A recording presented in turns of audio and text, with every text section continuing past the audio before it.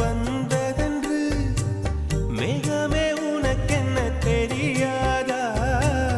அல்லிப்பூ மலர்ந்தது ஏன் என்று வெண்ணிலவே உனக்கென்ன தெரியாதா?